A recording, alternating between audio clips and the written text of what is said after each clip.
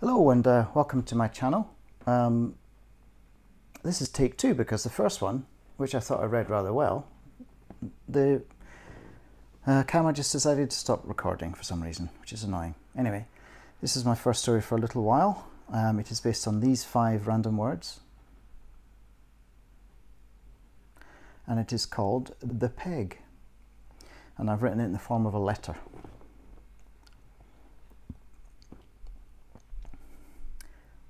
Dear Josie, I'm writing this in the hope that you'll find it when you wake and maybe get a kick out of my incompetence. Emily and I miss you hugely. I'm almost completely out of my depth without you, and we hope you'll feel better enough to come back to us soon. I'm writing on the back of some of those terrible magazines they have in the family waiting room. Take a Break, Men's Health and F1 magazine, all at least a year old. Emily is asleep for once, swaddled, as much as I know how to swaddle, and peaceful by your side. I texted you a photo so you'll have that too. The nurse says you were awake most of the night and having early blood draws, so you'll need your rest. I'll be back tomorrow with jelly fruits since you prefer them to chocolate, you maniac. At the risk of sounding pathetic, Emily and I are doing as best we can. I've learned a lot in the past 3 days and Mum's been great, giving me advice over the phone and threatening to drive down. I told her no. It's too far, and this situation hopefully won't persist. Today I took her advice and bought wooden pegs.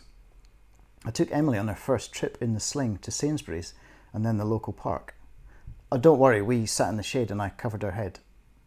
The girl in Sainsbury's looked painfully bored. She said they had pegs in packs of 50. I said I only needed one. I was trying to be funny. Anyway, it worked, totally eradicated the smell. I still don't get it. How can a tiny creature consuming only formula milk produce such a stink? Oh, we had a delivery from Amazon near the end, so I bundled Emily up and dashed to the door, totally forgetting the peg on my nose. Amazon driver just laughed and said he'd done the same thing with his 2. It was nice to talk to a stranger face to face. I've been a bit lonely since well, you know. It's absurd. I had backpacked across Eastern Europe by myself when I was 21. I should be able to cope with 3 nights alone. Of course, I'm not by myself. I've got Emily, and she never lets me forget who's boss. I've been cleaning too. Everything is safe and sanitary. I fixed the cot so the side doesn't fall down anymore. Sorry, this isn't what I meant to write. I wanted to say, I forgive you. I've been doing the reading you wanted me to do before Emily came and never got around to. Sorry about that. There was a long section on postnatal depression. It really opened my eyes. I guess I'd never given it much thought before. I imagined it happened to other types of women, fragile ones with existing mental health issues. I know you had those body image problems when you were a teen and the cutting, but you were well and truly over that, I thought. Anyhow, I had no idea how common it is and how dire it can be. 1 in 10 women, the doctor said. If I was unsympathetic to your fears, I'm truly, truly sorry. And yet, what you did, I'm trying to understand, but in our bathtub with me playing with Emily next door, the water running under the door onto the rug, all pink, I had to break it down. Fuck, this isn't helpful. I was too busy putting safety covers over the plug sockets and making sure there was nothing she could swallow on the floor. I didn't see where the real danger lay. Hormones, hereditary. I can't believe it's that simple. Thank God I found you in time. I think you meant me to. Hey, just now Emily wriggled one hand free. She's a tiny Houdini, I tell you. So strong already. Her eyes as closed as tightly as yours, but she's writhing a bit. Could she be dreaming? Is that possible? I'm sitting looking at this tiny, vulnerable person, and I can't believe she came out of you and me. We made her from our living flesh. How nuts is that? We're responsible for her. We don't even need a license or to go in some sort of training scheme, apart from all the antenatal classes, but you know what I mean. Can you believe they just let anyone do this? Even me, and I'm clueless. I couldn't even get her to drink from the bottle for the first half day of feeding her. I was going absolutely spare. My boss called me yesterday afternoon when I was trying to get Emily to drink, and he actually asked me if I was going to be in tomorrow.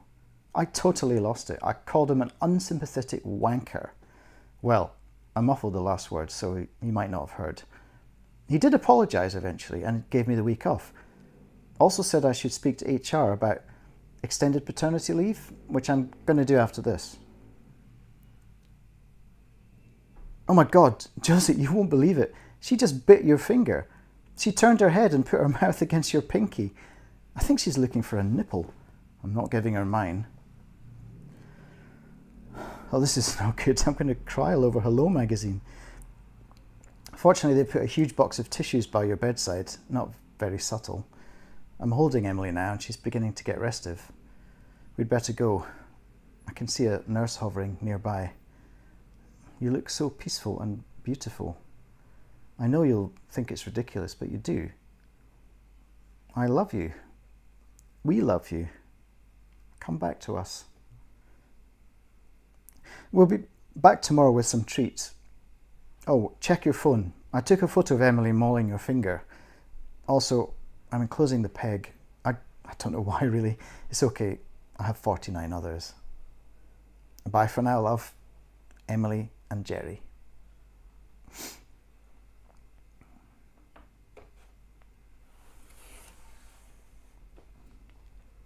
The end.